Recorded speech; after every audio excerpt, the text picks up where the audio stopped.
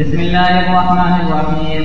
الحمد لله الذي أعلى درجة العلماء وفضلهم على جميع خلقه وشرفهم وزينهم بعلم الوحي الذي أنزله على عبده ونبيه وسلك بهم في العلم سبلا فصاروا فيها على اختلاف المراتب والدرجات، فمن سالك طريق الفقه وأصوله وطريق الحديث وأصوله والتفسير وعلومه، ومنهم من جمع بين هذه العلوم فكان مرجعا للخلائق ومصدرا يقتدي به الناس. وما زالت هذه السلسلة مستمرة منذ بعثة النبي صلى الله عليه وسلم، فمن الجامعين بين هذه العلوم الخلفاء الأربعة أبو بكر وعمر وعثمان وعلي وعبد الله بن مسعود والعبادلة الآخرون وأبو هريرة ومعاذ بن جبل. وممن اشتهر بشأن الحديث خاصة سيدنا أبو سعيد الخدري وعبد الرحمن بن عوف وسعيد بن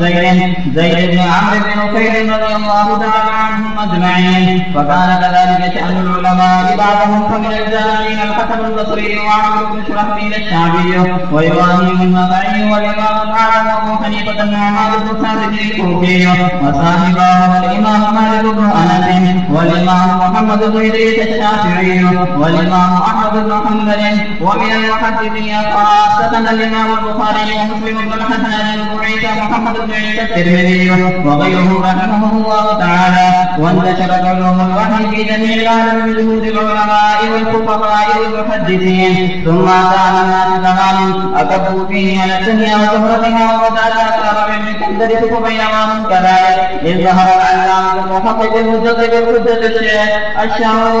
الدهلوي رحمه الله تعالى الذي تلمذ على الشيخ الإسلامي المدني وحي العلوم بأسرها وخدم خاصة علوم الحديث كثيرا. ثم خلقه أولاده وقد كانوا في خلق بخير سلف إلى أن جاء زمن الشيخ قاسم العلوم والخيرات قدوة الله على العالمين محمد قاسم النانوتي وأبو حنيفة زمانه فقيه النصر مرشد الأمام الشيخ المفتي رشيد أحمد الجنجوري رحمه الله تعالى. وقد كان وفقه الله تعالى بطريقة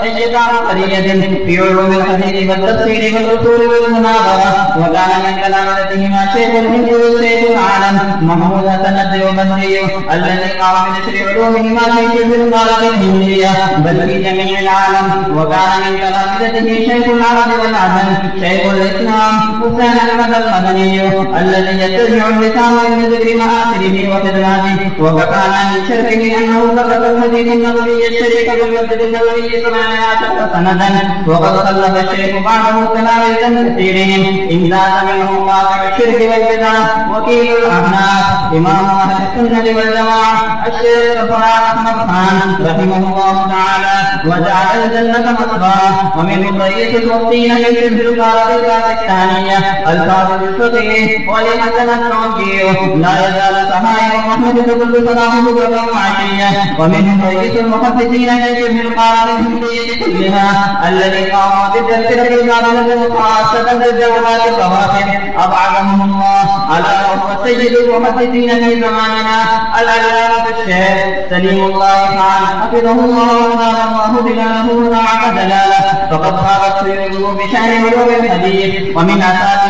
أساتذة أستاذنا المكرم الشيخ الولي الكامل المحدث الكبير عبد الرشيد النعماني الذي يبدأ التخصص بالحديث النبوي الشريف في بلاد باكستان بإرشاد الشيخ محدث العسل السيد محمد يوسف البنياري رحمه الله تعالى وباعتماده. ومنهم الشيخ الموفر المعدل الكبر النبيل الفقير المفتي الكبير ولي حسن الطنطي رحمه الله تعالى. ومنهم الشيخ العلامة المحقق الفقيه النجيب محمد إدريس الميرسي رحمه الله تعالى الذي تلمذ على الشيخ حافظ الكتب الكرام المحدثين السيد محمد المرشاد الكشميري رحمه الله تعالى. واما استاذ المكرم المؤجل المؤخر خادم الحديث والفقه السيد الحسن الغوري ادام الله خلاله ومع دلاله وابقى بركاته ما راه من شرور الزمان وكدر مرض الايام. فقد بارك على محل الفقه والحديث وجمال العلم وقام بالتقوى بالمعروف المتجددين المتدينة بالدين الخالية عن أصل الدين. وقد صنف الكتاب حول أحكام التصامير في ضوء القرآن والسنة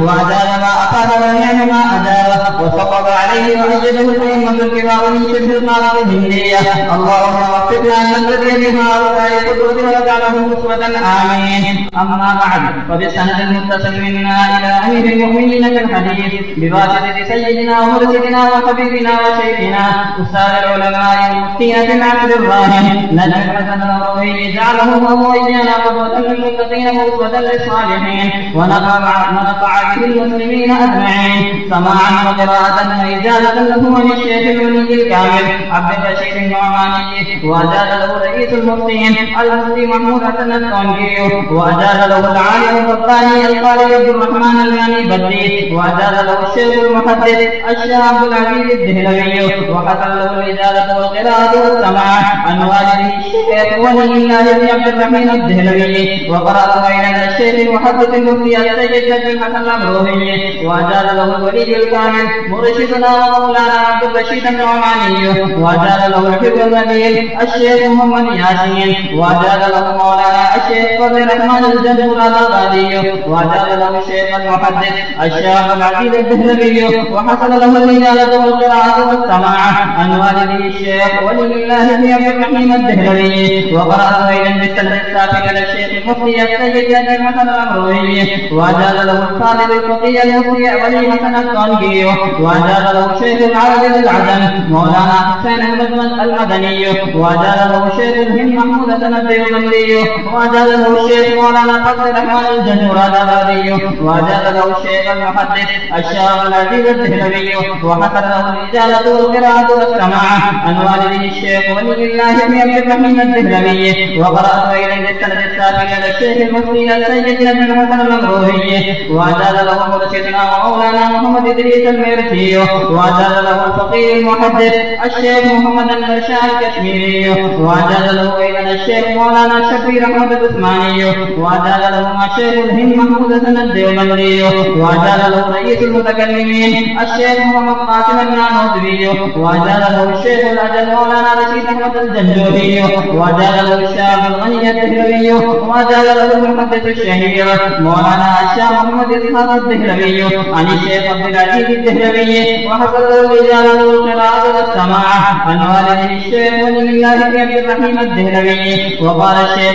ولي الله الدهلوي أخبرنا الشيخ أبو طاهر محمد بن إبراهيم الكردي ثم المدني قال أخبرنا والدي الشيخ إبراهيم الكردي ثم المدني قال قرأت على الشيخ صفي الدين أحمد بن محمد القشاشي قال أخبرنا أبو المواهب أحمد بن علي بن عبد القدوس الشناوي قال أخبرنا الشيخ شمس الدين محمد بن أحمد بن حمد الرملي عن شيخ الإسلام زين الدين بن يحيى زكريا بن محمد الأنصاري الخضرجي قال قرأت على الشيخ الحافظ أبي الفضل شهاب الدين أحمد بن علي بن محمد المعروف بابن الحجر الأسقلاني عن الشيخ أبي إسحاق إبراهيم بن أحمد التنوخي عن الشيخ أبي العباس أحمد بن طالب الصالحي عن الشيخ سراج الدين حسين بن مبارك الزبيري ثم البغدادي عن الشيخ أبي الوقت بن الأول بن عيسى بن شعيب السجي الهرمي عن الشيخ أبي الحسن عبد الرحمن بن محمد بن ظفر الداوودي عن الشيخ أبي محمد عبد الله بن أحمد السرقسي عن الشيخ أبي عبد الله محمد بن يوسف بن بكر بن صالح بن بشر الكربري عن مؤلف الكتاب